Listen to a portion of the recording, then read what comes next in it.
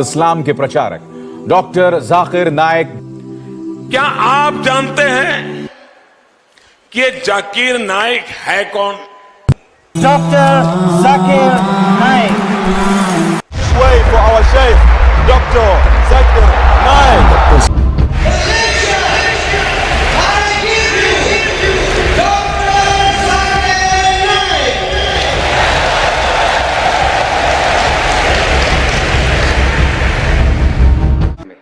अस्सलाम वालेकुम वरहमतुल्लाहि वबरकातुहू। मेरा नाम मनोज कुमार गौड़ है। मैं यूपी ईस्ट कानपुर का रहने वाला हूँ। मैं अभी जस्ट मुंबई में नया हूँ। मुझे यहाँ पे कोई नहीं जानता, कुछ दीनी भाई हैं जो मुझे जानते हैं यहाँ पे। सबसे पहले मैं आपका शुक्रिया अदा करना चाहता हूँ इस मंच के थ्रू, जो हमारे डॉक्टर जाकिर भाई ने यहाँ के थ्रू इतने सारे लोगों के बीच में मुझे ये मौका दिया कि मुझे आ करके अपनी किसी बात को कहने का मौका मिले। मैं एक ऐसी फैमिली से बिलोंग करता हूँ जो कि इतनी सेपरेट फैमिली है, जो कि मुसलमान का नाम नहीं सुनना चाहती है। इवन मेरे घर में मुझे पीस चैनल को देखने और सुनने की परमिशन नहीं है। फिर भी अल्लाह तबारक व तआला का एहसान है, करम है उनका कि मैं अपनी फैमिली का सबसे बड़ा बेटा हूँ और मुझको अल्लाह तबारक व तआला ने चुना और ज़रिया बना पीस चैनल, जिस पे मैं डॉक्टर जाकिर नाइक और डॉक्टर इसरार अहमद, शेख सनाउल्लाह, जिनकी तकरीरें सुनता था, जिनसे मेरे सारे मिसकंसेप्शंस दूर हुए। और यूपी ईस्ट का रहने वाला हूँ। मेरी उम्र 25 साल है। मैं मुंबई में पहली बार आया हूँ। मैं यहाँ पे किसी को नहीं जानता था और अल्लाह तबारक व तआला से यही दुआ करता था कि अल्लाह ताला जब आपने मेरे को यहाँ तक पहुँचाया है कि इस्लाम को सही और गलत का जो मेरा कन्फ्यूज़न था वो सारा दूर हो चुका, तो अब मुझे ऐसी जगह पे पहुँचाइए जहाँ पे मैं इस्लाम को पूरी तरह से फॉलो कर सकूँ।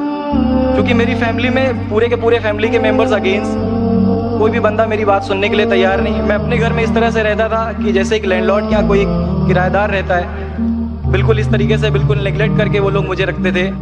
मैं ये मैसेज उन अपने घर वालों को भी और उन हज़ारों लोगों को जो मुझे यूपी ईस्ट के जानते, पूरे यूपी ईस्ट का पूरा बंदा जो भी मुझे देख रहा होगा, जो मुझे जान रहा होगा, उन तक ये मैसेज पहुँचाना चाहता हूँ कि इस्लाम कोई भी ऐसा काम नहीं करता है जिससे किसी माशरे को नुकसान पहुँचता हो। ये कोई टेररिज्म नहीं है, ये कोई ऐसा काम नहीं करता जिससे किसी को नुकसान पहुंचता हो। एक ऐसी फैमिली का बंदा जो कि मुसलमान के लिए इतनी गलत फहमी रखता हो, उसी घर का सबसे बड़ा बच्चा बाहर निकल करके इस बात को बताने के लिए तैयार है कि वो उनका दिमाग है, ये इस्लाम की तरफ से नहीं मिला है। तो मैं इस बात को कहना चाहता था, इस बात को बताना चाहता था। मैंने कभी सोचा भी नहीं था कि मुझे मौका मिलेगा कि मैं डायरेक्टली डॉक्टर जाकिर साहब के सामने आके उनका शुक्रिया अदा कर पाऊँगा। और जब मैंने पीस चैनल देखा तो पीस चैनल के थ्रू मुझे ये पहले पता चला, क्योंकि मैं इससे पहले कुछ सोचता ही नहीं था। जो ज़िंदगी चल रही है वो ज़िंदगी मेरे लिए काफ़ी थी। माँ है, बाप है, घर का सबसे बड़ा था, मैं एक वेल एस्टेब्लिश फैमिली का बंदा था, तो मुझे ऐसा कुछ सोचता ही नहीं लगता था कि मुझे कुछ और भी करना चाहिए। लेकिन जब इस चैनल को देखा तो वाकई में मुझे पता चला कि मैं जहाँ पे हूँ ना वो कुछ भी नहीं है। असल ज़िंदगी तो मौत के बाद है, क्योंकि मेरी ज़िंदगी जो है ना वो सिर्फ यही सोचती है कि मैं जो कुछ भी सोच रहा हूँ मेरी ज़िंदगी के दायरे में है। लेकिन असल ज़िंदगी जो शुरुआत होती है वो मौत के बाद। हमारे वेद हमें सिखाते हैं नातस्य प्रतिमा अस्ति, फिर भी हम प्रतिमा को मानते, मूर्ति को मानते, देवी देवताओं को मानते। हमारा वेद हमें बताता है एकम ब्रह्मम द्वितीयो नास्ति, यानी कि भगवान एक है, दूसरा नहीं है ही नहीं। उसके बाद भी हम 36 करोड़ देवताओं को मानते। तो हम अपने वेद को क्यों नहीं पढ़ते, हम अपने वेद को क्यों नहीं देखते कि हमारा वेद हमें क्या सिखाना चाहता है। पे ना जाए, अगर कोई मुसलमान गलत करता है तो हम ये नहीं सोचे कि वो इस्लाम है। वो मुसलमान गलत हो सकता है लेकिन इस्लाम गलत नहीं हो सकता।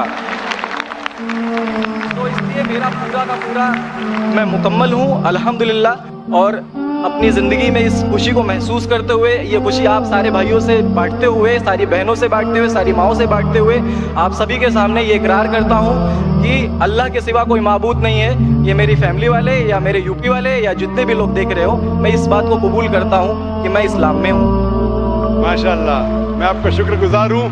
आपने पीस टीवी का पैगाम जो नटशेल में दिया, लगता है कि माशाअल्लाह इतनी बार देखिए कि आपके जहन में उतर गया और आप उसको मेमोराइज कर चुके। मैं शुक्रगुजार हूँ आपका कि आपने पीस टीवी का मैसेज एक नटशेल में दिया। और अलहम्द जो भी आपने कहा माशाअल्लाह, और जो आपने याद के हवाले के साथ जो श्लोका, माशाअल्लाह आपने कहा कि आप एक खुदा में मानते हैं जिसका कोई माबूद नहीं। बिल्कुल। आप मानते हैं मोहम्मद सल्लल्लाहु अलैहि वसल्लम आखिरी पैगंबर है? कोई शक नहीं। आप इस्लाम कबूल करना चाहते हैं मेरे? बिल्कुल। माशाल्लाह। आप पे कोई जबरदस्ती कर रहा है? कोई जबरदस्ती नहीं है, कोई दबाव- कंफ्यूजन नहीं है, वेल सेटिस्फेक्शन है without any pressure. With your heart, माशाल्लाह। आप तो शहादत के कंडीशन भी रट लिए पीस टीवी से, माशाल्लाह। इंशाल्लाह मैं अरबी में कहूंगा और मैं चाहूंगा कि आप उसे दोहराएं। इंशाल्लाह इंशाल्लाह ताला। अशहदु अशहदु अल्लाह अल्लाह इलाहा इलाहा इल्लल्लाह इल्लल्लाह व अशहदु व अशहदु अन्ना अन्ना मुहम्मदन मुहम्मदन अब्दुहु अब्दुहु व रसूलुहु। व रसूलुहु। माशाल्लाह, आपका अरबी भी एकदम माशाल्लाह अच्छी है। मैं गवाही देता हूँ मैं गवाही देता हूँ कि अल्लाह अल्लाह के अलावा के अलावा कोई माबूद नहीं कोई माबूद नहीं और मोहम्मद मोहम्मद सल्लल्लाहु अलैहि वसल्लम सल्लल्लाहु अलैहि वसल्लम उसके बंदे उसके बंदे और पैगंबर है। और पैगंबर है। माशाल्लाह, मेरे हिसाब से आप दिल से पहले से ही मुसलमान थे, अभी लोगों के सामने जाहिर किया। अल्लाह सुब्हानहू व तआला से दुआ करता हूँ कि आपको इस दुनिया में बेहतरीन जिंदगी दे, लेकिन आखिरत में और बेहतरीन जिंदगी दे।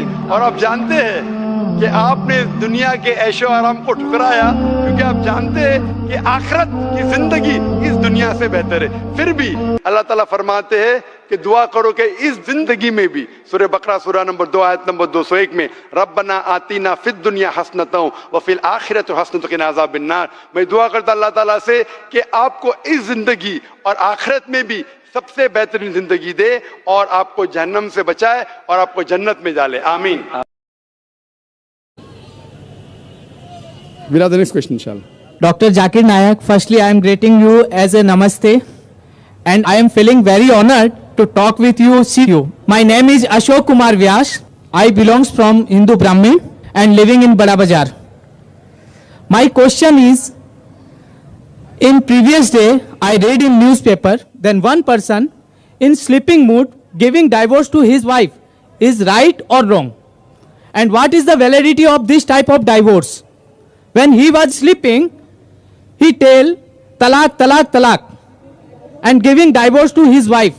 भाई साहब सवाल पूछे कि अभी उन्हें पेपर में पढ़ा कि एक आदमी ने नींद के अंदर अपने बीवी को तलाक तलाक तलाक कहा। अगर कोई नींद के अंदर तलाक तलाक तलाक कहता है तो क्या तलाक हो जाती है? तलाक होने के काफ़ी शराइत है, बहुत से है, वक्त नहीं है। लेकिन अगर कोई बिना होश में नहीं है, चाहे वो शराब की हालत में है, चाहे वो नींद में है, अगर तलाक कहता है तो तलाक नहीं होती, चाहे नींद में हो या शराब की हालत में। शराब की हालत में भी आदमी का होश नहीं रहता है, या नींद के अंदर है, नींद में तो उठा तलाक तलाक बोला तो तलाक होती ही नहीं, उसे होश में होना चाहिए। और तलाक के काफ़ी शराइत है। तलाक के पहले कुरान में अल्लाह ताला फरमाते हैं कि आप मियाँ बीवी के अगर कुछ प्रॉब्लम होता है तो आपस में बैठ के बात करो। अगर बीवी ने ज़्यादा नमक डाले और तलाक तलाक तलाक बोलना, ये तो है नहीं। बीवी को बोलो नमक कम चाहिए मुझे खाने में, तो कुरान और हदीस में आता है कि पहले मियाँ बीवी बैठ के बात करना चाहिए। और बात अगर नहीं सुलझती है तो कुरान मजीद में सूरह निसा में सूरह नंबर 4 आयत नंबर 35 में अल्लाह ताला कहते हैं कि appoint arbiter from both the sides. मतलब एक आदमी को, बड़े आदमी को लेके आओ बीवी की तरफ से, एक बड़े आदमी को लेके आओ शोहर की तरफ से, बैठ के समझौता करो और मामला हल करो। फिर अगर नहीं होता है तो it takes a long time. और फिर तरीका और डिटेल अगर आप चाहते तो मैं बोल सकता हूँ। और वो गुस्से में नहीं देना चाहिए, नशे की हालत में देना चाहिए, होश में देना चाहिए, काफ़ी शराइत है। वो बीवी हैस में नहीं होना चाहिए, she should not having menstrual period, बहुत से शराइत है। ये शराइत होने के बाद फिर तलाक होती है। उसका इद्दा पीरियड है 3 महीने का और काफ़ी प्रोसीजर है। लेकिन आपका मेन सवाल था, अगर नींद की हालत में कोई तलाक देता है तो तलाक नहीं होती है। Thank you, sir. Hope that answers the question.